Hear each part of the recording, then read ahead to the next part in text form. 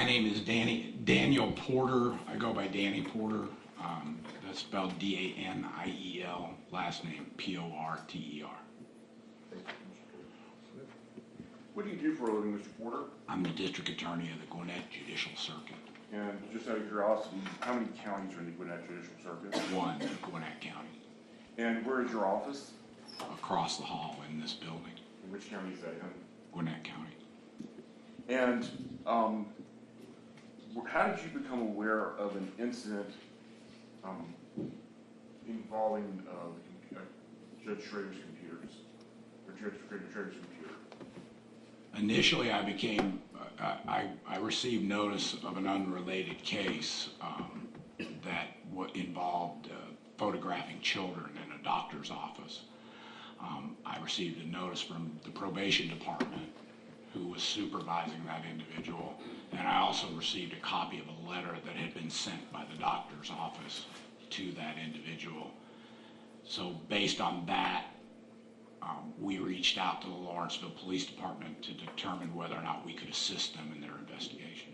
And did your office assist in the execution of a search warrant? Yes, we did. And was there something discovered as part of that search warrant that was made known to you? There were a number of items seized in the execution of the search warrant. Pursuant to the warrant, I was given an inventory, but there were several items that were obtained during the execution of the search warrant. Was there some digital evidence, specifically something called PCAP files, that you were made aware of? That came after the analysis of the actual computer, that there were PCAP files on the computer or in the computer that were recovered as part of a forensic analysis of the computer. Was there a folder on the computer that gave you pause? File folder? Yes, it was brought to my attention that there was a folder that was labeled Judge Schrader on that device that was seized from the individual in the other case. And when you were made aware of this, what did you do? I went upstairs and I first called Judge Schrader's office and said, I need to come up and meet with her because I have some information that I need to give to her. And that combined with some photographic evidence that had been taken in the search warrant, I went up to actually have a discussion with her about what I suspected was going on. And by going up, you mentioned and gestured earlier that your office is across the hall. It's on the second floor, is that correct? Correct. I went up to the third floor to her chambers. And did you leave Gwinnett County in that process? No. And when you went up to her chambers, who did you speak with? I may have spoken first to one of her secretaries or one of her staff, but I went directly into her office and spoke to her directly with the door closed. You made a gesture. You recognized the person you know, and you spoke to that person present in the courtroom today? Yes, she's seated in a white blouse and a brocade jacket on the left-hand side, my left of that table. And that person is the person I know as Judge Catherine Schrader. Let the record reflect witnesses identify the defendant.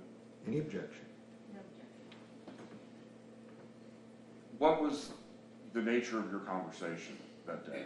Well, based on what had been brought to my attention through the initial forensic analysis of the computer, as well as the photographs that were taken at the scene, there were indications that her network may have been compromised or tapped. And I wanted to go upstairs and warn her about that because the way it was explained to me, there was a possibility that it was her home network. So I went upstairs to inform her that her home network may have been compromised and that what she needed to look for, and I offered the assistance of my forensic investigators to go out and look at whatever she wanted to as far as detecting that interception and remedying the situation. My first thought was it was her home network. And what was her response to your statement to her, your warning to her? The conversation sort of in response to my warning, she thanked me for warning her. She indicated that she didn't know anything about that she wanted, in terms of my offer of my investigators going out to examine. As I understood it at the time, I didn't think we needed to go into her house. We could look for it outside. She said she would think about that, and then she changed subjects to, was I aware of computer problems that she was having? Were you aware of any computer problems she was having? No, I knew there was one issue with a shared drive, but that had been remedied as far as I knew. Did there come a time when you needed to, the investigation had to leave your office, or you felt it needed to leave your office? Yes. And what did you do? I followed the statutory procedure, which is to write a letter declaring a conflict of interest to the Attorney General of Georgia, who then assigns a prosecutor in your office. The Prosecuting Attorney's Council was assigned as a result of that. How about the investigation? The investigation was turned over to the Georgia Bureau of Investigation. I wrote a letter. I actually spoke to Director Reynolds first on the telephone, and then I followed up with a letter requesting that they take over the investigation.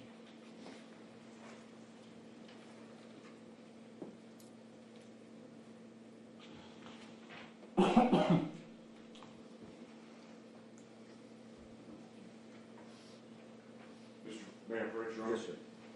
Mr. Porter, I'm showing you what's marked as State's Exhibit number 6 and ask you to recognize it. Yes, I recognize it. What is it?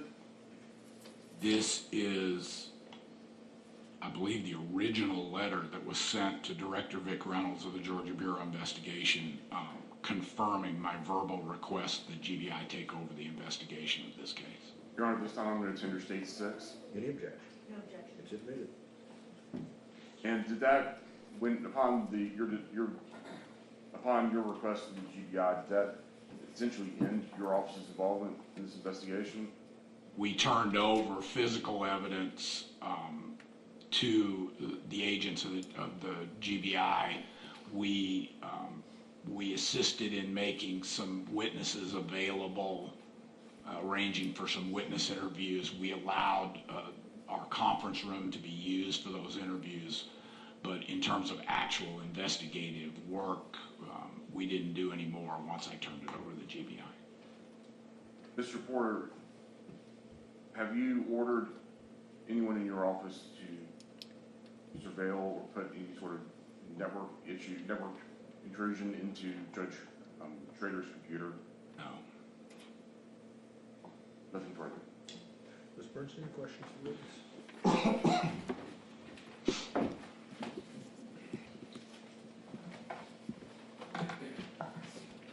So I want to back up a little bit, kind of before all this comes up, in terms of, you've been a district attorney here, as mentioned, for a lengthy period of time in Gwinnett County, correct? I was elected in 92 and took office in 93. And, sorry, I didn't mean to go off that way for her. Oh, that's all They right. both came to mind, setting up on you. Yes. And Judge Schrader, so you have been district attorney the entire time that Judge Schrader was has been a Superior Court judge, and she was appointed, she won office, I believe, after your election as district attorney. That's correct.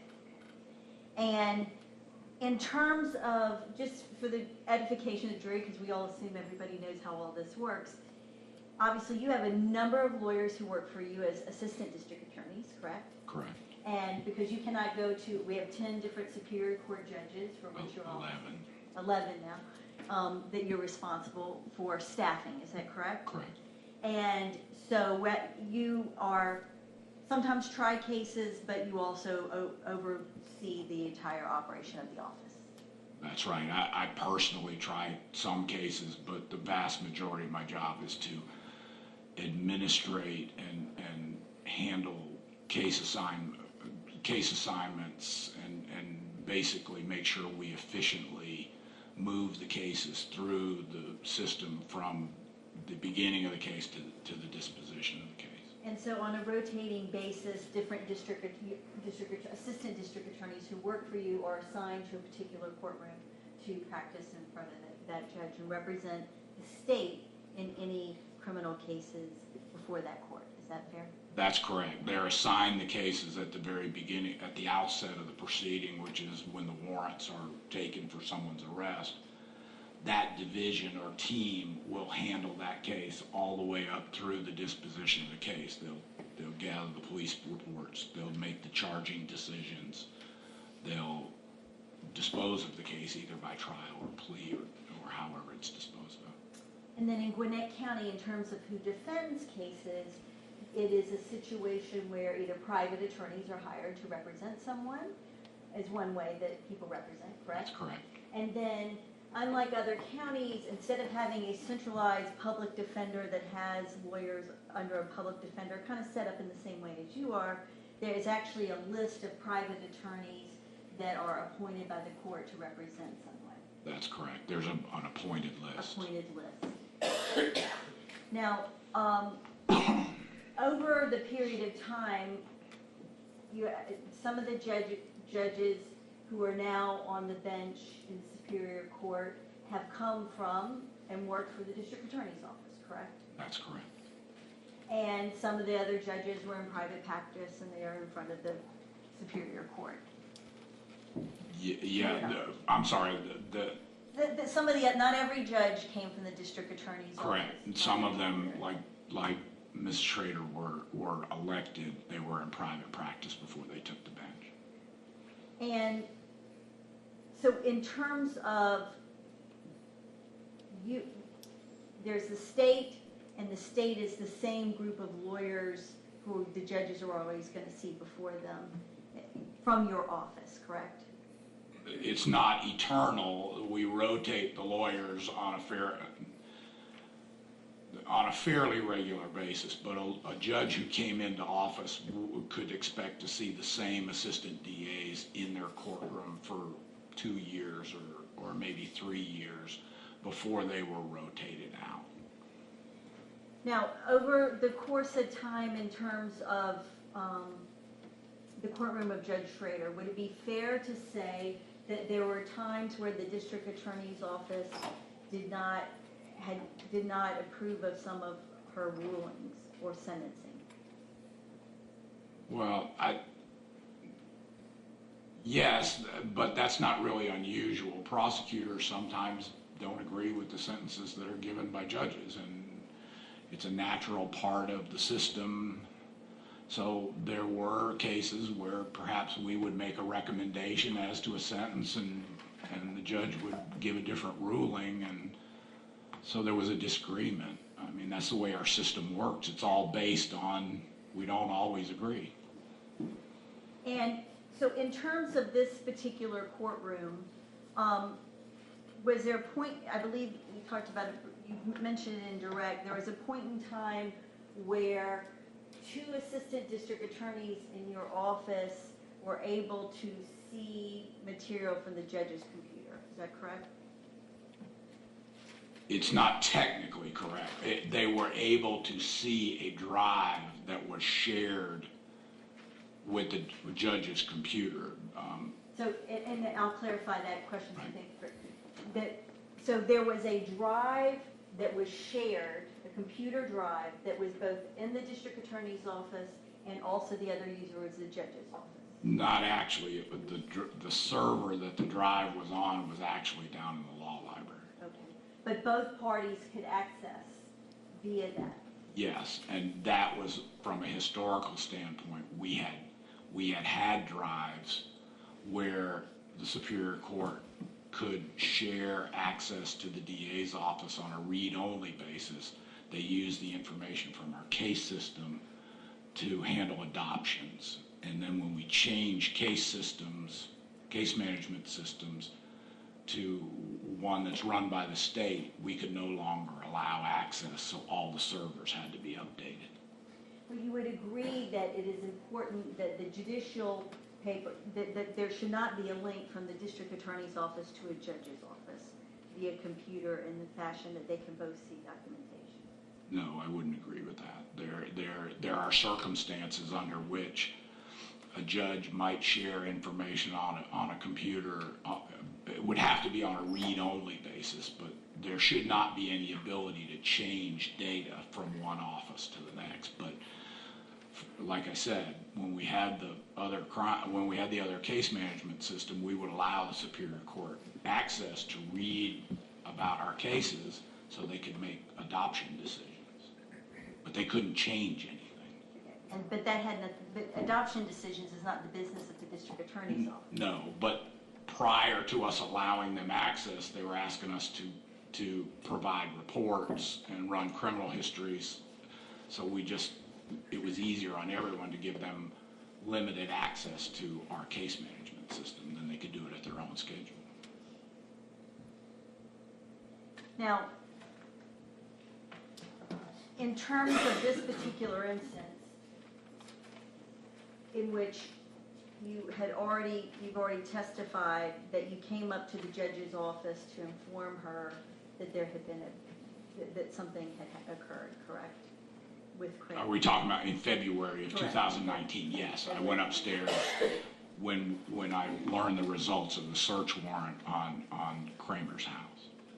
And through the February until March, the date that you gave earlier, the district attorney's office was involved in this investigation. Is that correct? The date of the letter is the 15th of March 2018. I probably spoke to Director Reynolds 3 days before that, 3 or 4 days before that. But prior to that, we were involved in the investigation. I think you said 2018, you mean 2019? The letter's dated 18, but it was 2019. Okay, so the letter says 2018, but we're really talking About 2019, So correct. nobody should infer something going back over a year before. Right. There was nothing going back in 2018. A typo. Yes.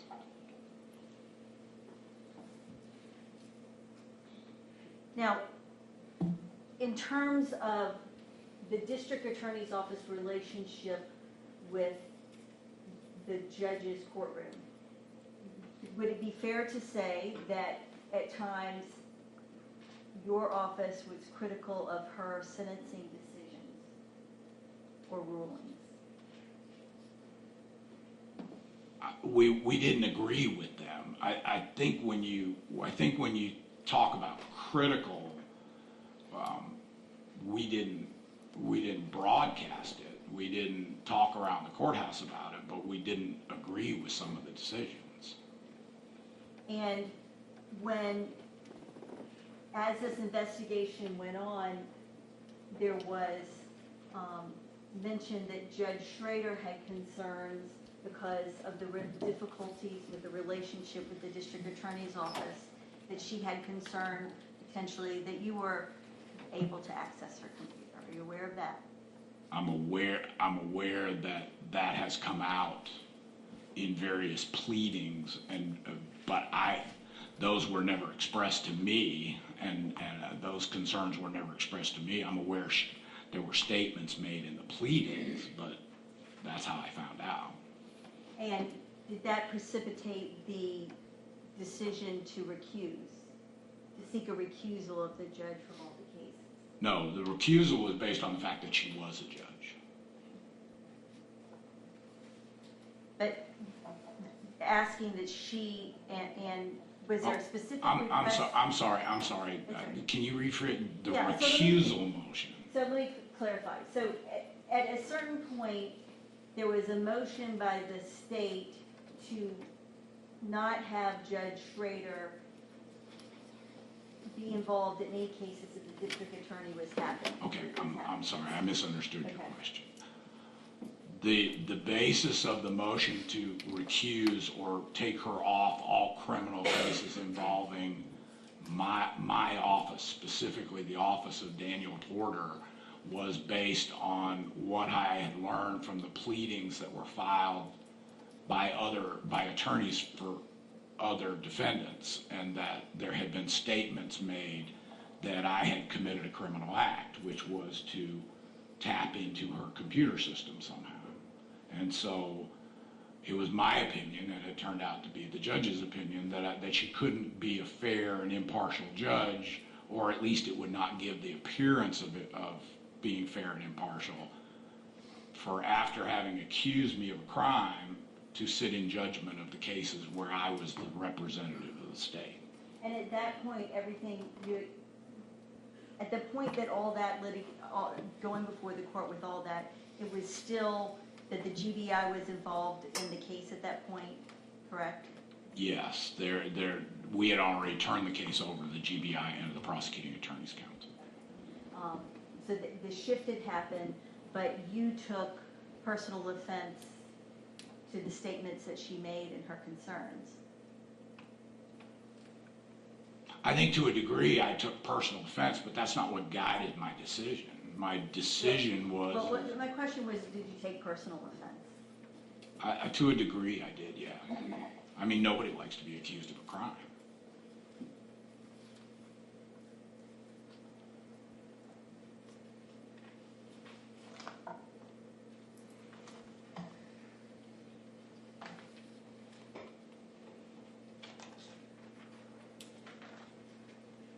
And then you've been recused from the case, and then it points at different, when there have been issues that have occurred in court after the indictment in this case, where your office was still, a member of your staff was arguing motions, and you joined in some of those arguments as well, correct?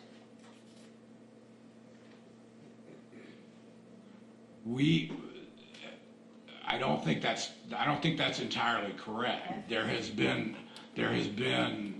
litigation from another attorney regarding my actual physical presence in the courtroom and whether or not that was proper or not proper. But at the time that this case has been going on, there have also been additional cases that are related only vaguely, but have been consolidated for the purposes of hearings, so I've been here for those hearings.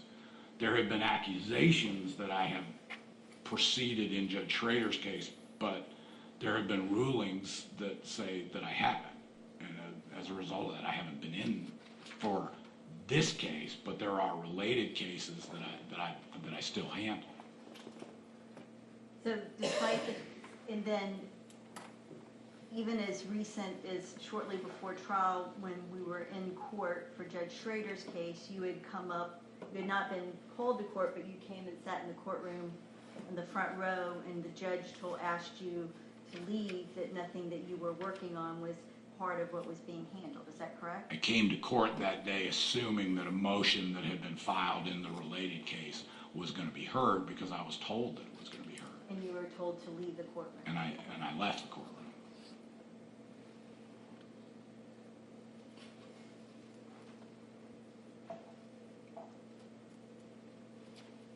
Just a moment here.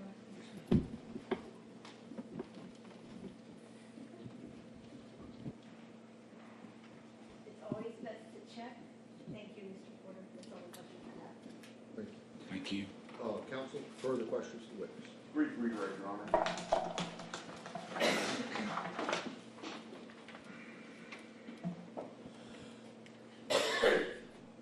Mr. Porter, you talked about this old case management system. What was the reasoning again to allow judges to have access to your files?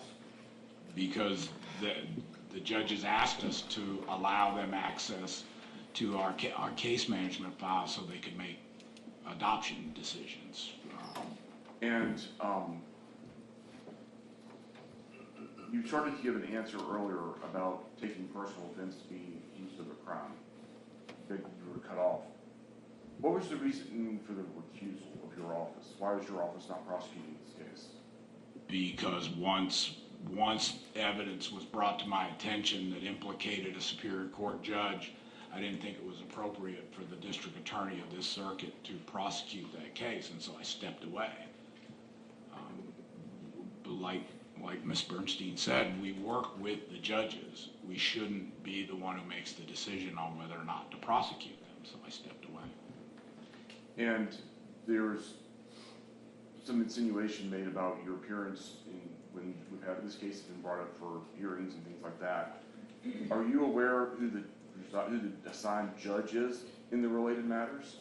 Yes, Who is that? that's Judge Sweat. So is there a possibility, that in the related matters, your office could have a reason to be in the court? Well, in fact, there have been court dates where matters in this case have been heard, and then later on, matters regarding the other cases that are related have been heard. And like I said, in response to the question, on the day that I came to court and left, I had been told we were gonna have a hearing on a motion in the related case. So I got a suit on and I came to court. And when there wasn't a motion to be. I left. Nothing further. Ms. Bernstein, any other questions? Nothing further. Is this witness subject to recall? No, sir, Your Honor, he's excused. Excuse me.